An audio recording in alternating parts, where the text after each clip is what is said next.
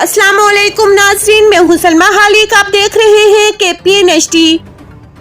इस्लामाबाद वफाकी वज़ीर दाखिला शेख रशीद ने कहा है कि मुल्क में सदारती निज़ाम, इमरजेंसी या अदम एतमाद का कोई इम्कान नहीं और न डील या डील दे रहे हैं। 7 फरवरी को सऊदी अरब के वज़ीर दाखिला पाकिस्तान आएंगे।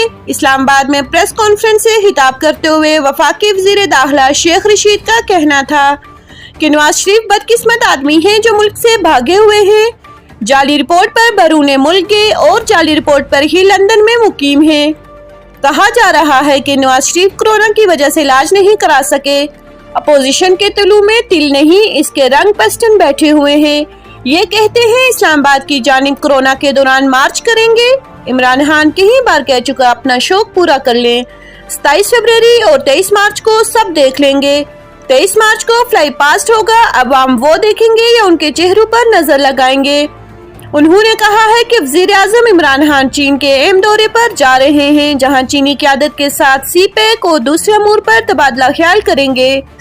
सऊदी अरब के वजीर दाखिला 7 फरवरी को पाकिस्तान आएंगे। सदर ममलिकत और वजीर आजम से मुलाकात करेंगे।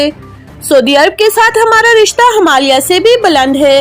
मजीद न्यूज अपडेट्स के लिए देखते रहिए KPN-HD।